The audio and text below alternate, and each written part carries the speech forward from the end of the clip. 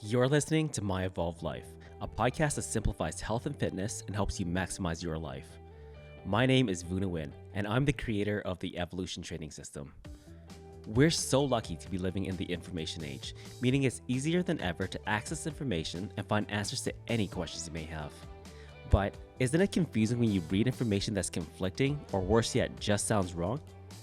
I'll be sitting down with industry professionals to give you clarity and leave you with tangible actions you can take immediately to improve your physical, mental, and psychological health.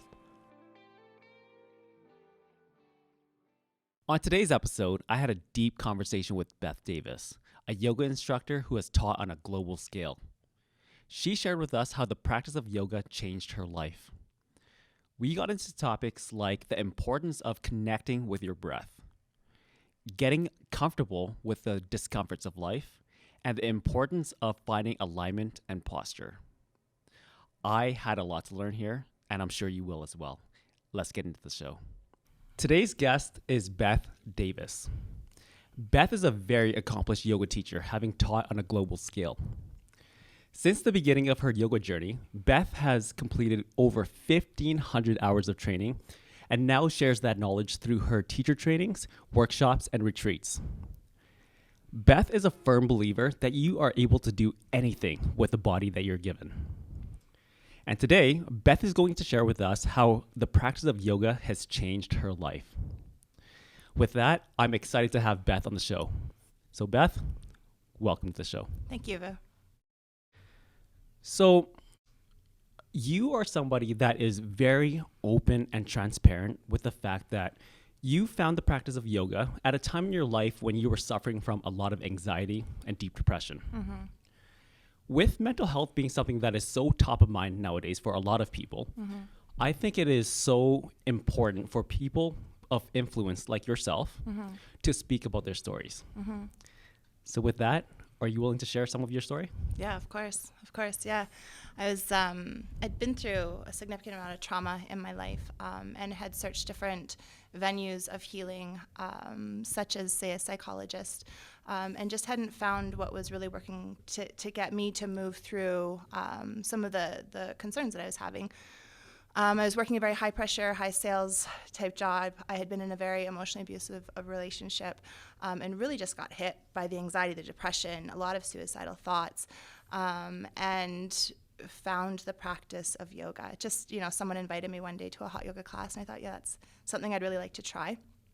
And my first class, I was just blown away by how people were standing.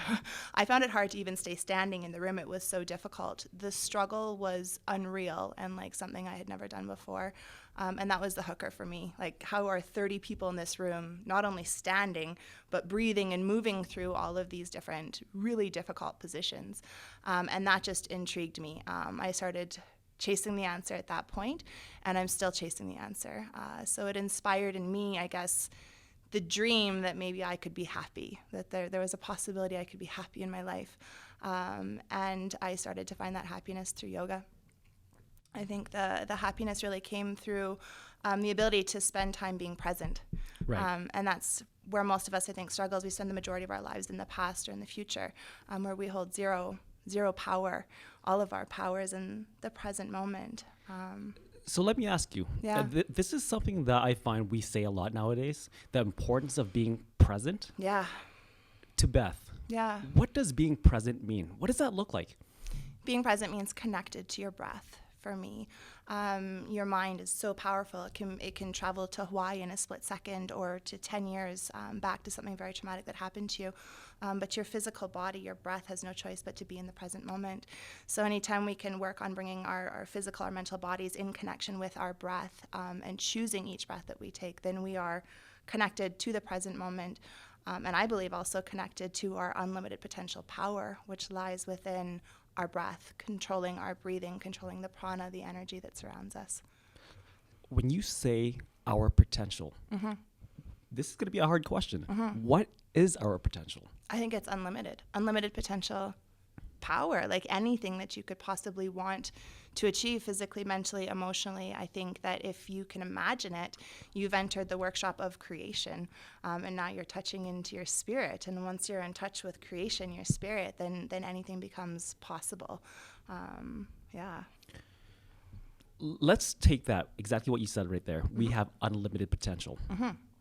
So that is in stark contrast to where your mindset might have been when you were in your darkest days. Right. So I want to be able to articulate to the audience that this was not an overnight progression. It did not just one day you decided to change. Right.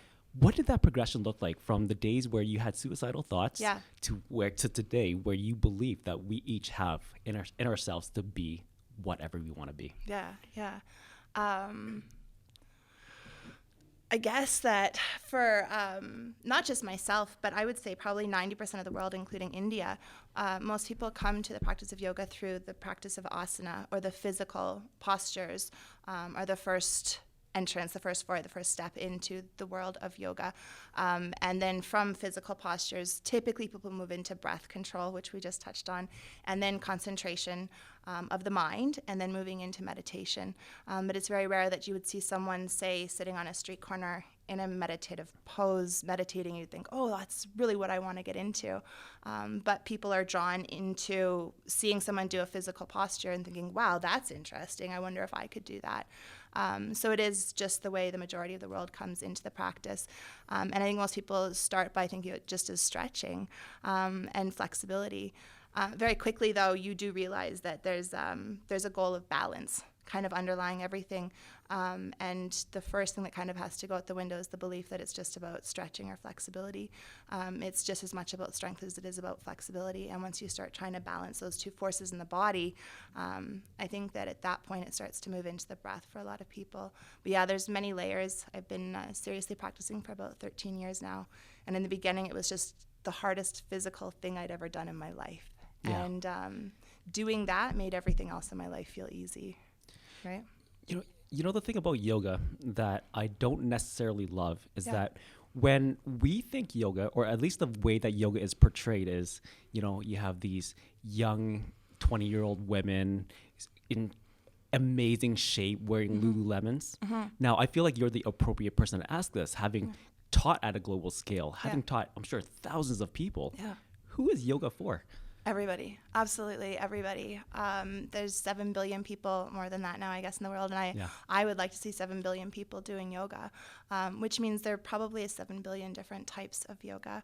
One of my favorite speakers, Jack Westerthorpe, he says, if you are practicing rabbit, you are rabbit. You're not trying to be a rabbit, and you are every single version of rabbit that ever existed, and there's no wrong rabbits. Yeah, so you didn't walk down the street and see a rabbit and think, well, that one's wrong and that rabbit's right. It's the same as a posture.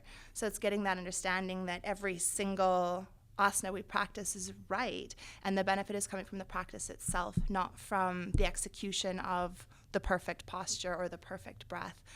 It's just the practice of itself that brings about that, the contentment or the acceptance or the awareness or the realization that ultimately we're looking for. As an established teacher, you've worked with not just thousands of clients, but just thousands of people. People are all different. We all approach things very, very differently.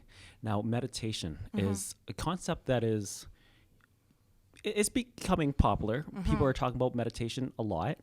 But for the layman, though, it can be intimidating, the notion of meditating, being connected to that breath, not knowing what that looks like, trying to force your mind to be silent, but that isn't necessarily what meditation is about. No. So for you, what does the practice of meditation look like, and what does that connectedness to your breath feel like? Yeah, the meditation. I think a lot of people I talk to nowadays, they'll say, like, I can't meditate. I can't stop my mind. I can't calm my mind. I can't do that. And I think that there's a miscommunication going on where really what we're learning to start with are concentration techniques. You're sitting down to practice concentrating. And most of us have what's called a monkey mind. And if I say that, a lot of people understand that. I do. Yeah. And the first step of meditation is just to sit back and watch the monkey jump. So I think a Okay. lot of people, like, as soon as they start to meditate, think that they need to make the monkey stop. Make the monkey stop. That's just not how it goes. You need to just sit back, let the monkey jump, watch it jump, and eventually it will slow down. But you need to get to know the monkey before you can start trying to control the monkey, which is the concentration techniques. And with enough repetition over time, practicing concentration techniques, eventually you enter meditation. And I think it is just like a moment that happens when you've practiced something enough. You get to a place where you are let in, the doors open, the gates open, and you start to move into that place of meditation. But yeah, most of us, it's just about learning how to concentrate. And very similar to your practice of yoga, would you say that meditation was a process for you as well? I'm going to assume that it wasn't just one day you decided to meditate for 20 minutes a day. No, I mean, and I had no idea going to a yoga class really that I was even meditating. They were calling it a standing moving meditation or a moving meditation. And so after a while, like, I kind of thought about it and, a while, meaning a few months. And I kept thinking, what's this moving meditation thing? And I started to understand that for the time that I was in class, everything outside of the class no longer mattered. Nothing mattered but myself. And it was to the point of survival. Like, am I going to make it through this class? Am I going to be able to breathe? Am I going to overheat? All these different things come up that are frightening. So you keep working through that. Yeah. So yoga itself, it kind of sounds like it was happenstance. You went to a class with your friend and you fell in love with it. Yeah. But at the same time, you could have easily fallen into exercise or cycling or some other form of physical activity. What is it specifically about yoga that speaks to you and just holds your attention? Yeah, I did spend some time being a fitness instructor when I was about 20 years ago, and I would go take yoga once a week because I heard that stretching was good for you. And it was quite a few years later that I walked into this hot yoga class and things clicked into place a little bit better for me. I'm sorry, I forgot your question. So I was asking, why is yoga your primary vehicle as opposed to fitness or working out or Sure. something else? Yeah, it was just the building of the pathways, to be honest with you, that yoga Okay. offered me. And so what I mean by that is sending a message from the brain through the spine to the body part to effectively cause change in the body. And in repetition over time with a constant practice, you can look at yourself a month in, 6 months in, a year in, and be like, wow, I've progressed. I have more flexibility. I have more strength. I have more determination. I have more flexibility, focus, discipline, whatever it was that I was looking to cultivate. It was just recognizable that I was effectively causing this change in my body, realigning my body, getting strength where I needed it to, executing postures I never thought would be possible, and just learning that anything I could do on my mat I could then take into my life, and that really the consciousness that I was practicing and able to witness myself practicing with was the same consciousness I would walk through my life with. So if I would get frustrated with a posture, the ability to calm myself and use my breath to move through that posture would help me when I'd get frustrated, say, with my boss or with my family. I would use the same techniques that I used with my breath and calming myself that I would in the outside world. So I guess, yeah, it was just really being able to see how I could change myself in directions I wanted. I got control over myself in the directions that I wanted to go in. So speaking of control, mental health is, as I said at the beginning, it's become top of mind for a lot of us. It's a very, very sensitive topic, but we are talking about it a lot more. Right. It seems like we are in a state where a lot of us are suffering from not necessarily issues, but we're struggling with mental health. Right. For somebody that is looking to take control of their mental health. Now, I understand you may not be a mental health professional, Yeah. but you have this experience, which Yeah. in my opinion makes you a professional. Yeah. What could you do to encourage this individual to start taking control? Yeah, the one of the ways I live my life is I have a belief that each of us has a choice in how we live our life, and we can live our lives as a victim or as a creator. And what I mean by that is we can be a victim of everything that happens to us, or we can be responsible for the creation that we are creating in front of us. And so it's teaching people how to move from the frequency of victim to the frequency of creator. And that has a lot to do with control. right where we started. Right, So I think right. most people are really busy trying to control everything that surrounds them, their environment, and not recognizing that the goal actually is to control themselves. And that is ultimately yoga. And we learn first through an asana practice or a posture, how to control our body in that posture. And then we learn how to control our breath. Perhaps one day we control our heart rate. And ultimately the goal, control your digestion, your liver, your kidneys, control your circulatory system, start actually controlling your body so that you're able to create what's happening in the outside world around you. It's getting people quiet enough to actually start doing that self-work and learning how to control themselves. Yeah. I think that's the biggest part of giving them control of their own health. And it's very, very progressive. Yeah. Right? It's not an overnight thing. So one of my philosophies is, we all have transgressions. We all have things in the past that we're not so happy with or whatever. But rather than making it a reason to not grow, using it as a reason to grow. Right. Rather than making it as an excuse for not growing, Right. use it as the driving force behind that growth. Right. So you are known for saying that a belief in oneself is one of the biggest lessons in human life. Yeah. Is that true? Yeah. What does that mean? Believing in yourself.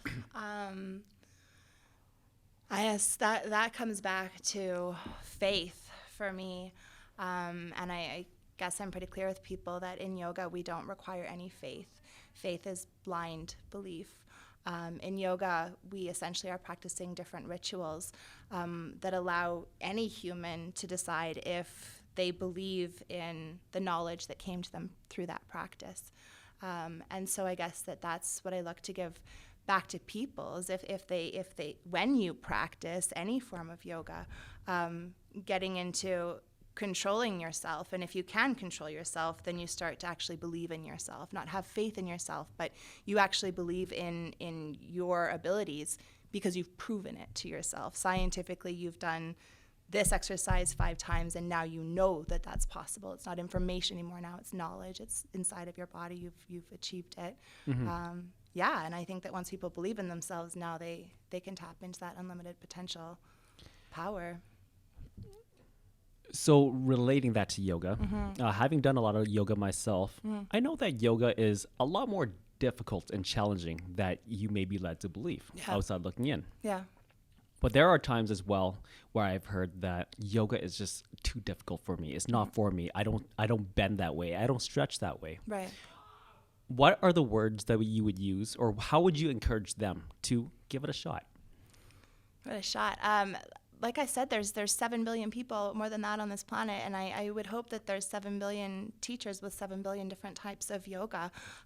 Yoga, even in my lineage, if you talk to any one of my teachers, and I have several of them, or any one of my students who learn from me, they all would teach the same posture slightly different, and I teach what I call traditional yoga, but traditional yoga is constantly changing with the modern world, right? So we're just by practicing the tradition, we're holding it as a tradition, but try all different styles, try different people, try different forms.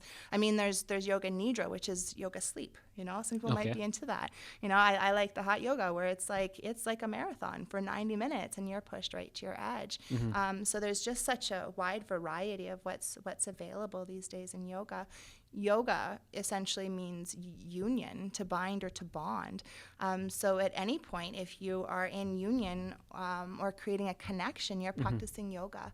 That could be through gardening. You could be doing dishes and be connected and in union. It doesn't have to be this idea that we have. It has to be this perfect posture, or you have flexible legs now, or it's that time of connection. So if you've had an experience and you didn't enjoy the connection, or the connection wasn't there for you, search out another opportunity to have a connective experience. So what about somebody who is at the very beginning hesitant to go into a studio and practice with a bunch of other individuals, and they want to self-practice at home? Is there anything you can, what are their resources in terms of doing it right, knowing what they're doing? I don't think there is a right. I don't believe in right or wrong. I think it's taking a first step, and there's a million different paths that we could go in. So I guess that I would encourage them just to take a path, take a step, find a friend or a family member who would come with you to take the first class. There are private yoga instructors out there. They're not common, but you can definitely search them out. We do have a few really good ones in Calgary. I've had a lot of students that they come for a couple sessions and they feel more comfortable to walk into a group session at that point. I think also what's really important to mention is I think a lot of people, the nerves come that people are going to watch them. People are going to see what they're doing. Yeah. Yeah, and that's, as soon as you go to your first couple, you realize, oh, no one's watching me. Everybody's having their own struggle, and that's a part of the beauty of being in a yoga space is that people do respect that we're all having a struggle and we all need to work through that struggle, and it's a safe space to do so. It's really no different than the gym, right? We Right. always have this notion that everybody's got their eyes on us, Yeah. but the truth is everybody's kind of absorbed in their own thing, taking Right. selfies or whatever it is, right? But yeah, it takes some people years to walk into a yoga studio or a gym, and when they finally do, it can be terrifying for them. So Absolutely. yeah. So going back to those limiting beliefs, Mm-hmm. you've talked about that. Now, we also have limiting beliefs that are not necessarily self-derived, but imposed on us by other people. Mm-hmm. Now, I know you have a pretty good story about that regarding your sister. Is that something that you can share with us? Yeah, sure. I grew up with a sister who was severely disabled, and from a very young age, like I can say maybe 6 or 7, I can remember my mom explaining to me that Laura would never do this and she would never do that. And I just remember being very confused, like, why? Why don't we help her do that? So I eventually would just take her downstairs and teach her how to do whatever it was. And there was a lot of time involved, a lot of consistency, a lot of repetition. But what I realized is anything they said Laura couldn't do, Laura could do. It was the lack of time spent working on it. And it could be as simple as if it was a physical thing, getting Laura to stand flat-footed, both feet down. And so just spending time with her, put the weight in the big toe. Put the weight in the big toe.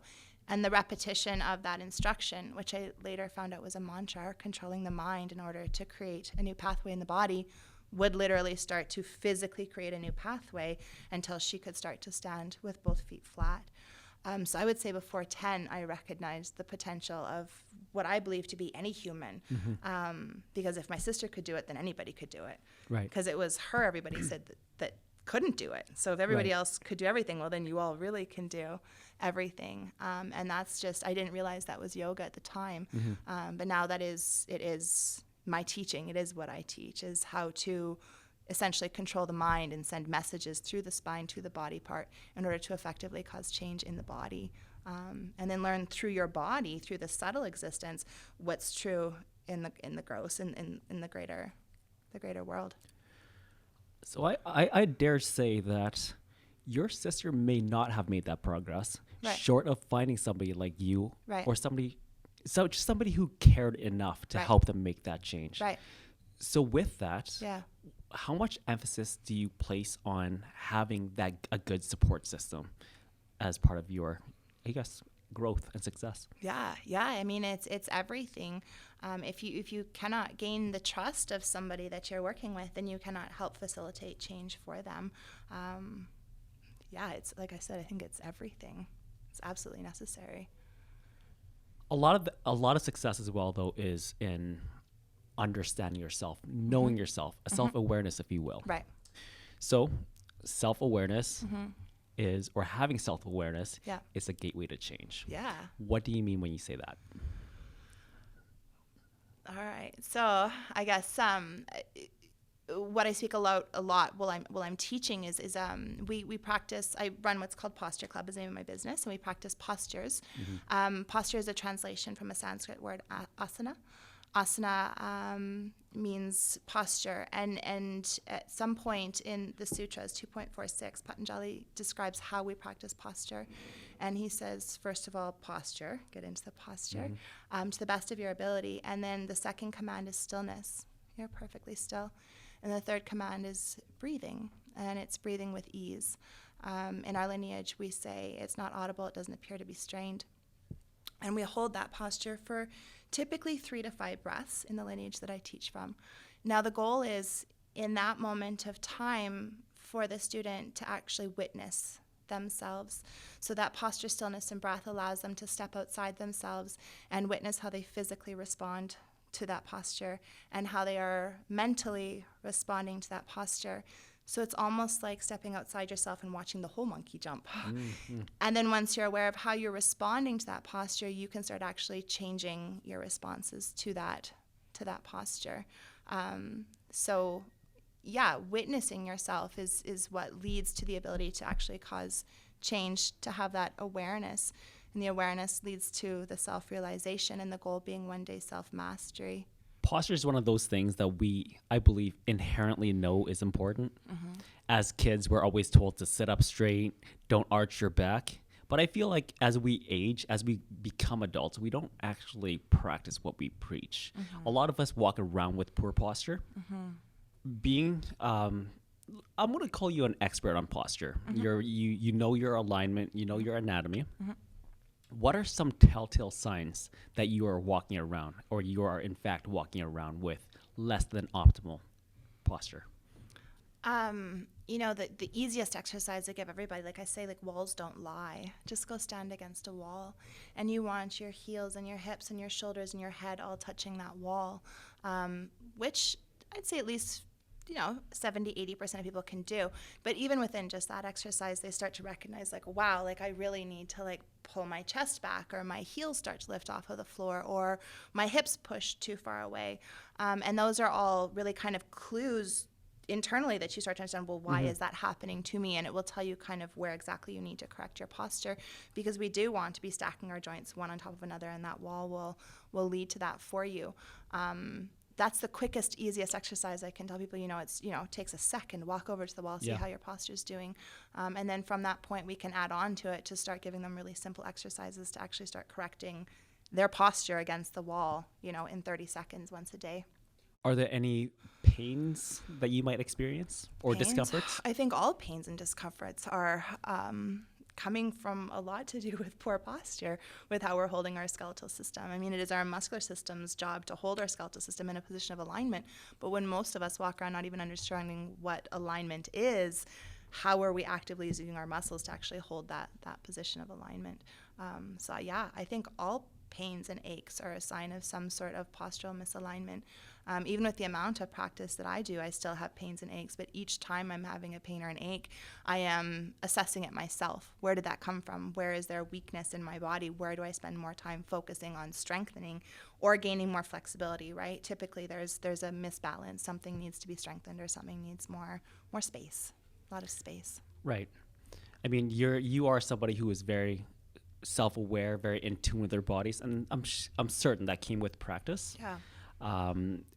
Pain isn't necessarily something to fear. Right. I don't believe it is just your body telling you that something is wrong, something's off. Right. But I do feel that we are very passive when it comes to pain. Yeah. We feel a little bit of discomfort, and we're like, you know what? I gotta back all the way off. Yeah. Right? I gotta stop what I'm doing because it's not right. Yeah. What does that self-awareness look like? How do you get more in tune with your body and really start to listen to what it's telling you? Yeah. A few things. I do a lot of different postures at this point in my career, my life, that people actually say, well, doesn't that hurt? And it's actually really quite difficult to answer. The purpose of asana is to get uncomfortable. Once we get uncomfortable, we spend time being uncomfortable. We learn how to be comfortable in that position. So I have a very different relationship with pain. Yeah. And so when I feel pain, when I'm in my posture, I don't just leave it. Yeah. I want to spend time there. Now, if it's sharp shooting pain, I've gone too far too fast. And I no longer call that yoga. I would call that, contortionism or gymnastics, and that's just fine. But yoga is consciously causing the movement. And you don't want to move too far or too deep into a place that you are hitting pain. So most of the time it's more discomfort or really unknown sensations that come up for me. If I bend over backwards and then I grab my ankles, I'm going to feel something really strange in my chest I've never felt before. And someone else who feels it would probably snap out of the posture and be like, wow, that really hurt. Whereas I'm going to spend time there and just kind of question it. Like, does it actually hurt, or is it just a stretching sensation? And how do I relax that area of my body now? So really just the sensations are coming up in order to cue us in, to bring our attention to that area of the body and to spend time there focusing on that area of the body. I think that you gain a different relationship with pain as you practice yoga. Yeah, I understand. It is a hard question to answer because it is different for everybody as well. Right. I mean, something that I think about that comes up often is cramping. Okay. Which I see a lot with a lot of, students. I shouldn't just say new, but with new students, their bodies will cramp in a posture, and that causes them to fly out of the posture immediately. And that's just because that's what they're used to doing. Mm-hmm. But really what that cramp is saying is that, hey, that area of the body hasn't been used, and we're now starting to stimulate it, hence why it's cramping. And in a lot of the postures that I work on now, I actually work on creating cramps, which actually hold my body in positions that I want them to be in, which is like a year is a process to teach someone how not to respond to a cramp and actually use it to their benefit. But that, again, on your mat, off your mat. If you're not responding to that cramp on your mat, what else in life are you able to kind of let move by? Yeah.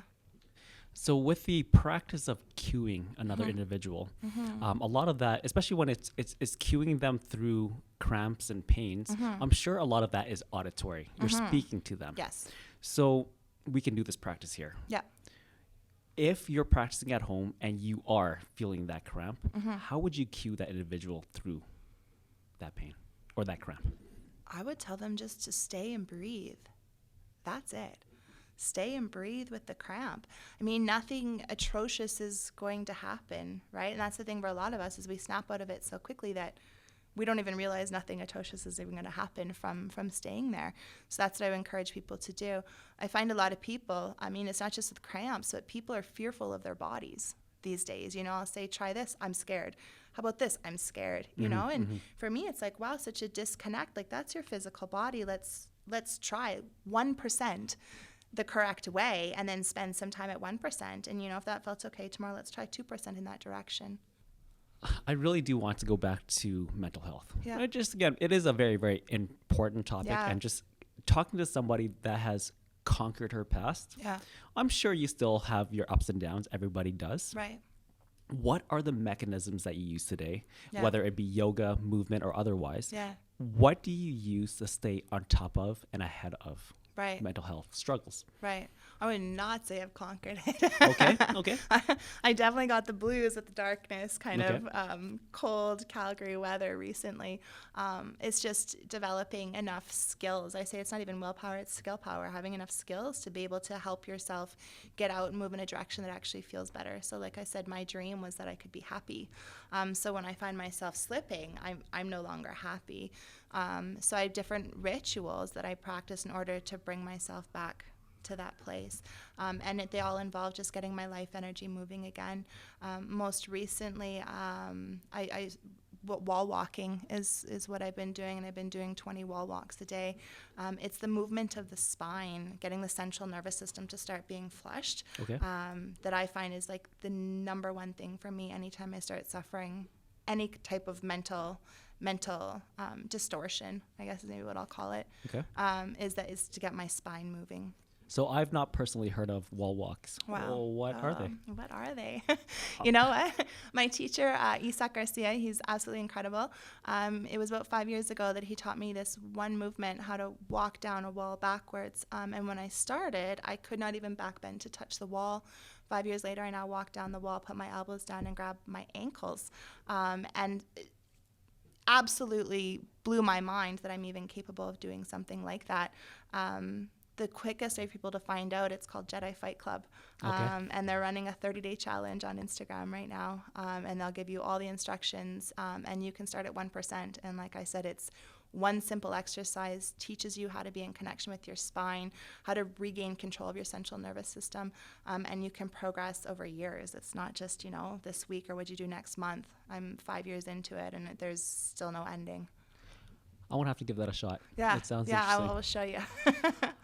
So I know as you progress through your own personal journey with yoga, you've gone from teaching, yogis, so to speak, in studios to now focusing more on teaching other aspiring yoga teachers. Yeah.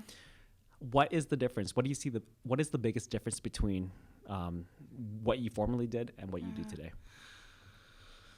Oh, there's really not much difference. I think that I've realized that I like to work with people who want to dive deep into their practice. If they're looking for just a fitness routine, it's not something that I'm interested in working with.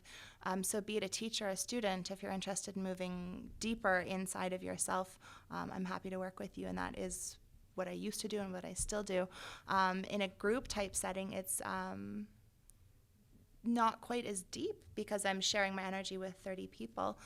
When I'm in a one-on-one situation, it's very deep because it's 100% energetic contribution back and forth between us.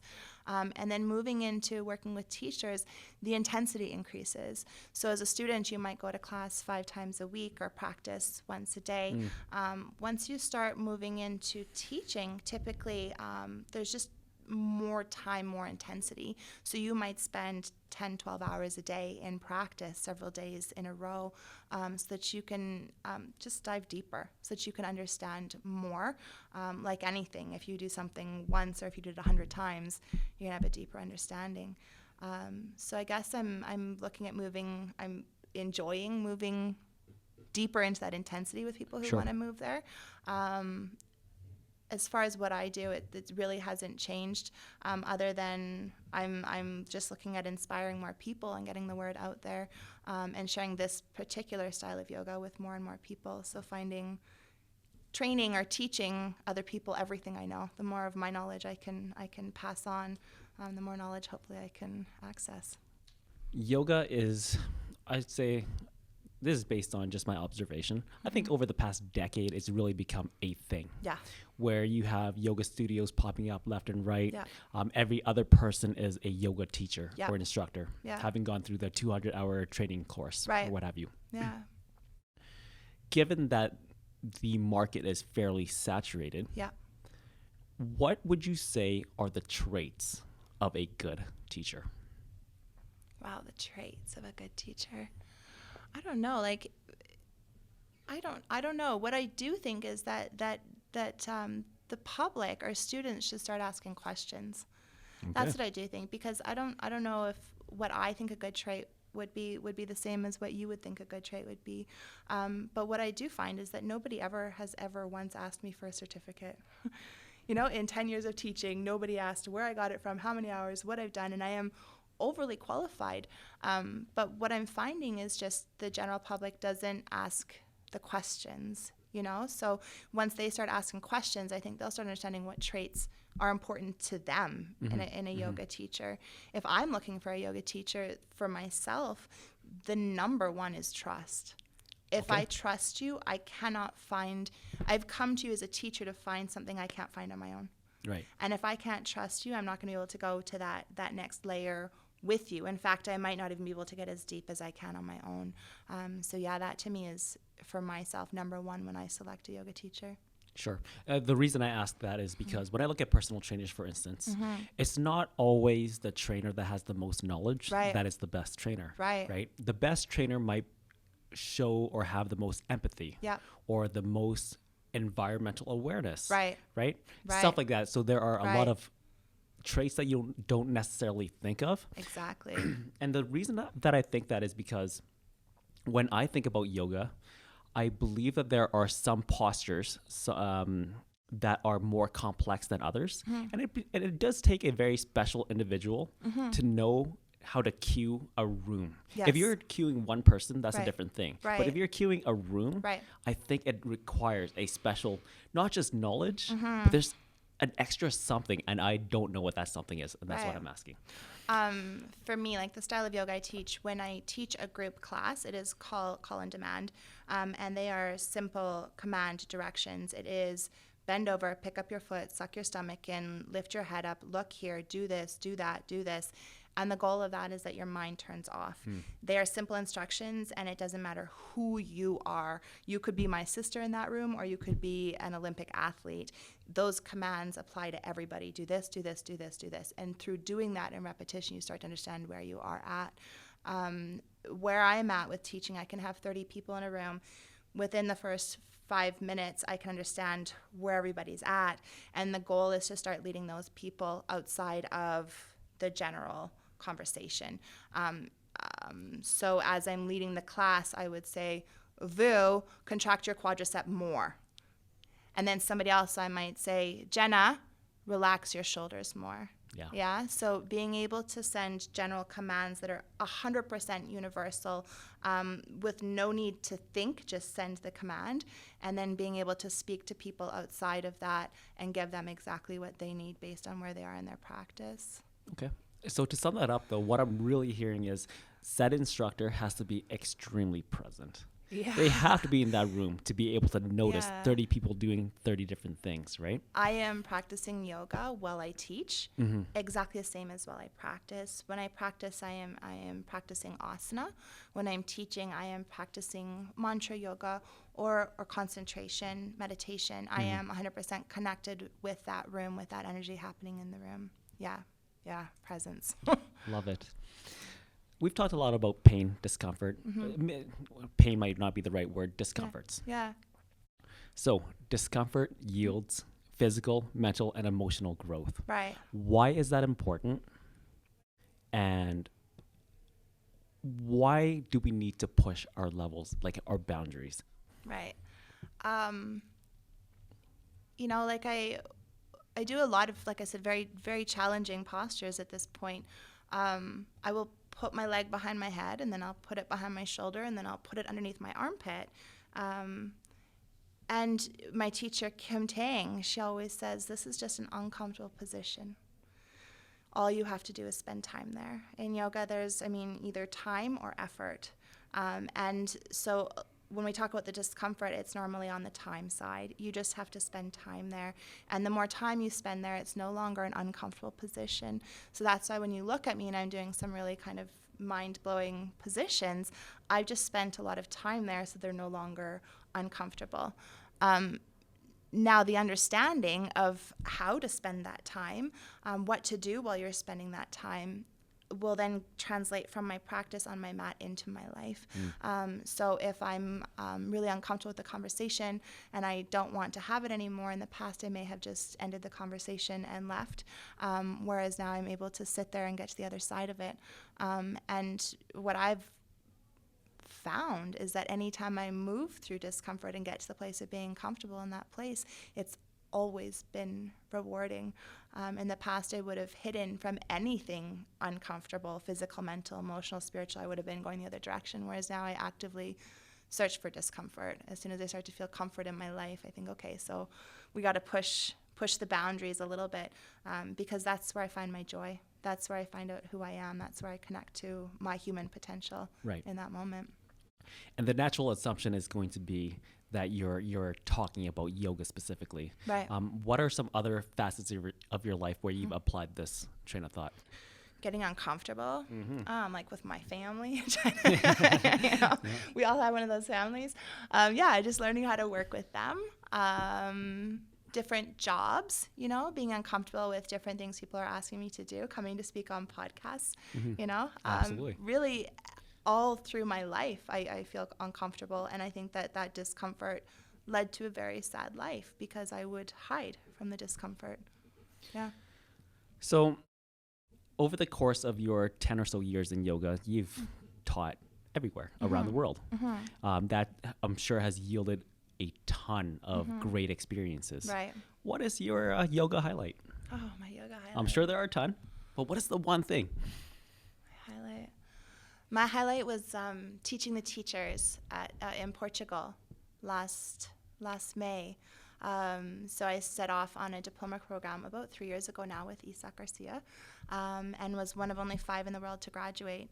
And I came back to Calgary, and there was nobody doing this style of yoga, and no studios supported me. So I had to rent community halls and invite people into my home to do the yoga. And then when we fast forward 2.5 years later, I've sent four other students from the city to the same teacher training. So we now have 4 teachers in the city, 5, including myself, teaching the style of yoga. And I had an opportunity. There was 3 of them in Portugal certifying over the course of a month. Isaac asked me to come up and teach the teachers. And that by far was the highlight. The room was maybe 30 teachers from all over the world, but 3 of them were my students, Yeah. you know, Wow. and to watch them kind of go through that process.